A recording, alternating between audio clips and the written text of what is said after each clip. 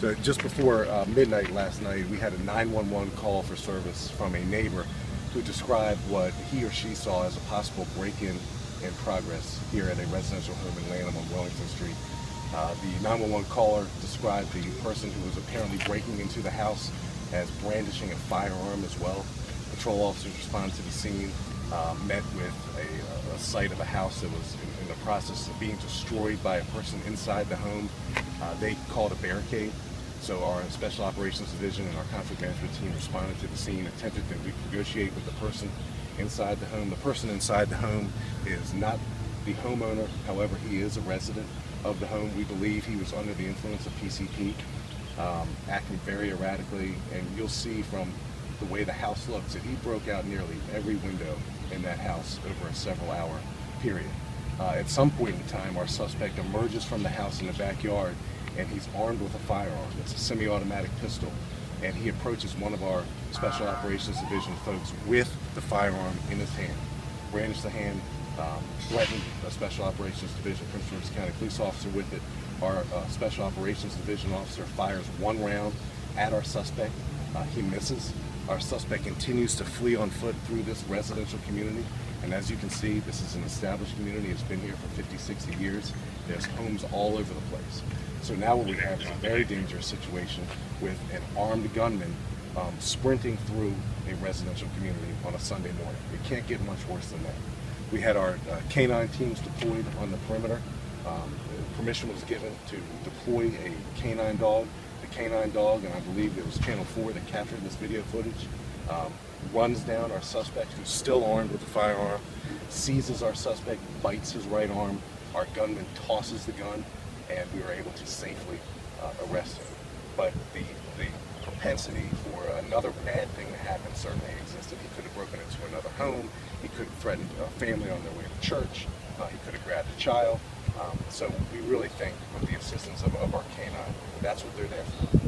And that's just a picture-perfect scenario in a bad situation of why canine exists in American law enforcement. Was there ever any occupants in the house while he was there? Well, initially our patrol officers had information that there may have been one other person in the house. While the conflict management team set up and made telephone calls to different folks, they did verify that no one else was in the home. So then we were left with one person under the influence of PCP, armed, destroying a house as the person who was by himself inside the home. But we simply, for the sake of this community, couldn't walk away from him.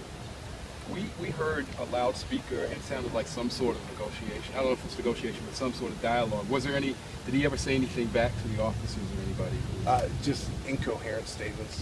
What we do with every barricade situation like this is we introduce a phone into the house. So we introduce through one of our phones into the house for him to communicate with us.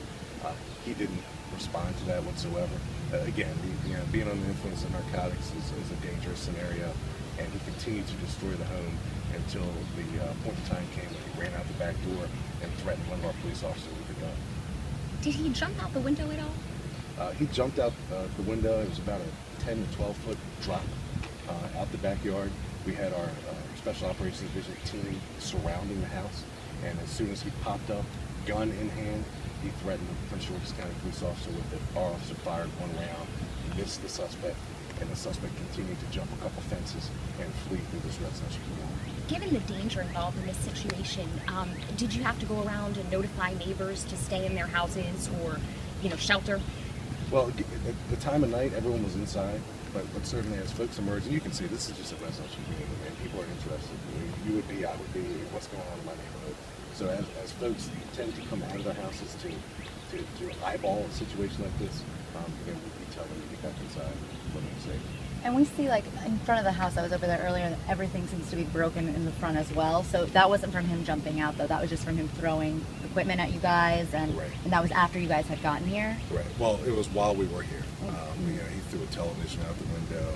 He broke out all the windows. You'll be able to see that when we walk you down to it. His behavior was very erratic. It was very dangerous.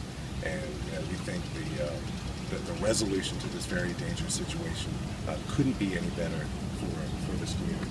And we certainly, I can't say enough about the sophistication of our canine unit and the canine's ability to to make an apprehension of an armed gunman. I mean, those dogs, and certainly dogs are, you know, Americans love pets, and cops love canine dogs, and these dogs are heroes in their own right. And what this dog did to really apprehend this gunman who was on the loose in this residential community is something we're very proud of. Can you say whether his gun was loaded or if he ever fired back or returned fire? His gun was loaded. There's several rounds in it. I'm not sure the exact count.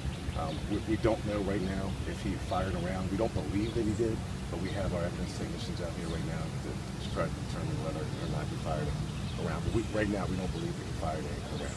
Did he need to be brought to the hospital straight from here, or was he? Well, a couple things. He's at the hospital for a couple different reasons. Obviously, he's going to be charged with several crimes.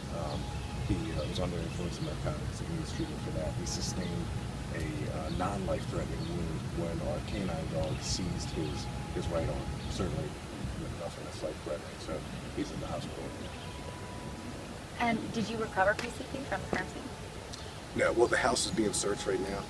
At some point in time, I don't know if it was PCP, but we believe his behavior was so erratic that he was under the influence of a narcotic. And typically, it's PCP is the drug that in the Washington metropolitan region that prompts people to act like this.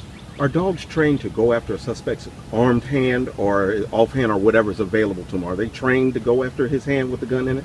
I don't know that they're necessarily trained to go after the gun hand. They're trained to seize the most available limb.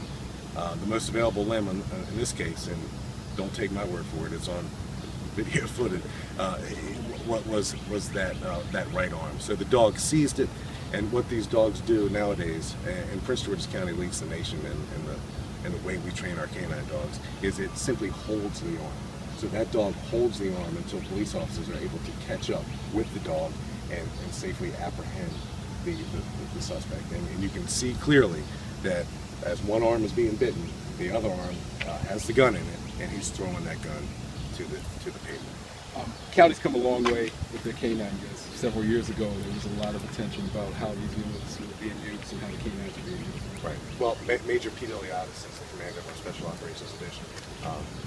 During that period of time, Major Iliadis went back to SOD as a lieutenant and reformed our canine unit. And our canine unit has received the Department of Justice stamp as a best practice canine unit in American law enforcement. So we're proud of these dogs. What they do, as you can see here today, it's safe, it's responsible. There's nothing that's overdone about it, and it's just epitomizes why law enforcement needs canine dogs to really introduce themselves into a situation where, if not for them, then a human being has to be exposed to that level of danger, and quite often that's deadly.